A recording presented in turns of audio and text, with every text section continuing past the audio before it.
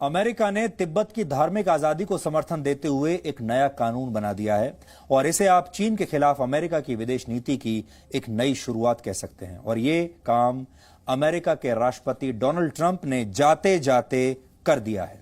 सबसे पहले आपको तिब्बत के लिए अमेरिका के इस नए कानून की 4 बड़ी बातें बताते हैं। इस नए कानून का नाम है Tibetan policy and support act of 2020। America ने कहा है कि सिर्फ तिब्बत के लोगों को ही अपना अगला दलाई लामा चुनने का अधिकार है और इस प्रक्रिया में चीन किसी भी तरह का कोई हस्तक्षेप नहीं करेगा। दूसरी बड़ी बात है, तिब्बत के लोगों के अधिकारों की रक्षा के लिए अमेरिका एक अंतर्राष्ट्रीय गठबंधन बना सकता है। इसके बाद भी अगर चीन की सरकार ने अगला दलाई लामा चुनने की कोशिश की तो अमेरिका उस पर आर्थिक प्रतिबंध लगा सकता है।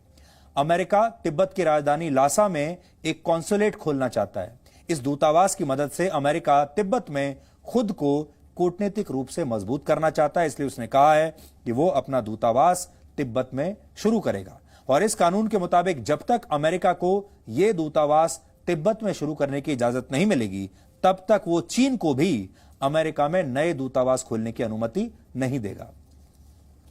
यह कानून बनाकर अमेरिका ने चीन की उस दुखती रग पर हाथ रख दिया है जहां चीन को सबसे ज्यादा दर्द होता है। चीन हमेशा वन चाइना पॉलिसी की बात करता है और इस नीति के तहत चीन ताइवान, हांगकांग और मकाओ को अपना हिस्सा मानता है। अब तक भारत समेत दुनिया के ज्यादातर देश भी वन चाइना पॉलिसी से सहमत रहे हैं, लेकिन अब समय बदलने लगा है और दुनिया चीन के इस दावे पर सवाल उठाने लगी है। अमेरिका पहले ही वन चाइना पॉलिसी को छोड़ चुका है। अब तिब्बत पर अमेरिका में बने नए कानून से चीन पर दबाव और बढ़ गया है। अगले 1 महीने में जो बाइडेन अमेरिका के राष्ट्रपति बन जाएंगे। हालांकि अमेरिका एक ऐसा देश है जहां सरकारें भले ही बदल जाएं, लेकिन विदेश नीति समान ही रहती है। यानी अगली सरकार बनने के बाद भी चीन की तिब्बत वाली मुश्किलें समाप्त नहीं होंगी। 中方注意到美国签署的有关的法律，有关于涉藏的法案，对此表示坚决反对。西藏问题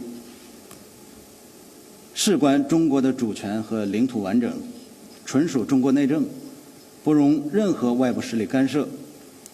中国政府维护国家主权、安全、发展利益的决心坚定不移。 दलाई लामा का मतलब होता है ज्ञान का महासागर। तिब्बत के लोग उन्हें अपना शिक्षक मानते हैं जो उन्हें सही रास्ते पर चलने की प्रेरणा देते हैं। माना जाता है दलाई लामा एक ऐसे धर्मगुरु हैं जिन्होंने मानवता की रक्षा के लिए पुनर्जन्म का फैसला किया। तिब्बत में दलाई लामा का इतिहास करीब 600 वर्ष पुराना है। तिब्बत के लोग मानते हैं कि दलाई लामा अपने पुनर्जन्म को भी खुद तय कर सकते हैं और उनके पास उस शरीर को चुनने की क्षमता है जिसमें वो पुनर्जन्म लेना चाहते हैं। इससे पहले वर्ष 1933 में 13वें दलाई लामा का निधन हुआ था और उस समय 14वें दलाई लामा की खोज में 4 वर्षों का समय लगा था। 14वें दलाई लामा इस समय 85 वर्ष के हो चुके हैं और उनकी तबीयत अब ठीक नहीं रहती। अब उनके समर्थक अगले दलाई लामा की खोज कर रहे हैं। हालांकि चीन दलाई लामा के नाम पर एक ऐसे व्यक्ति को चुनना चाहता है जो कठपुतली की तरह उसके सभी आदेशों का पालन करे। दलाई लामा ने अब तक आधिकारिक तौर पर अपने उत्तराधिकारी की बात नहीं की है। हालांकि उन्होंने ये जरूर कहा है कि अगले दलाई लामा का जन्म किसी आजाद देश में होगा। उन्होंने 2 बातें कही हैं, अगला दलाई लामा आजाद देश में पैदा होगा और अगला दलाई लामा किसी भी रूप में पैदा हो सकता है, लड़का भी हो सकता है, लड़की भी हो सकता है। पारंपरिक तौर पर दलाई लामा खुद ही अपना उत्तराधिकारी चुनते हैं और अपने निधन से पहले वो अपने अनुयायियों को बता देते हैं कि अगले दलाई लामा कहां और किस स्थान पर मिलेंगे।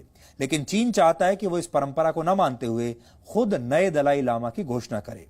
कहने के लिए चीन के ये दलाई लामा तिब्बत के होंगे, लेकिन उनकी विचारधारा 100% चाइनीज होगी। यानी चीन एक चाइनीज दलाई लामा को लाना चाहता है। हालांकि तिब्बत में अगर किसी व्यक्ति के पास 14वें दलाई लामा की तस्वीर भी मिल जाए तो उसे जेल में डाल दिया जाता है। ऐसा इसलिए क्योंकि चीन उन्हें अलगाववादी मानता है। तिब्बत में दलाई लामा के बाद दूसरे सबसे महत्वपूर्ण व्यक्ति पंचेन लामा होते हैं। उनका पद भी दलाई लामा की तरह पुनर्जन्म पर ही आधारित है। वर्ष 1995 में तिब्बत में 6 साल के एक बच्चे को पंचेन लामा का अगला अवतार माना गया था। हालांकि पंचेन लामा और उसके पूरे परिवार को उसके बाद से आज तक देखा नहीं गया, यानी वो गायब हो गए। तिब्बत के लोगों का दावा है कि उनके गायब होने के पीछे चीन का ही हाथ है। अब चीन अगले पंचेन लामा के साथ दलाई लामा के उत्तराधिकारी का भी चुनाव खुद करना चाहता है। हालांकि अमेरिका के नए कानून से चीन की परेशानी बढ़ गई है। अब अमेरिका के समर्थन के बाद दलाई लामा एक ग्लोबल लीडर बन जाएंगे। हालांकि वो पहले भी हैं, लेकिन अब इसमें और वृद्धि होगी।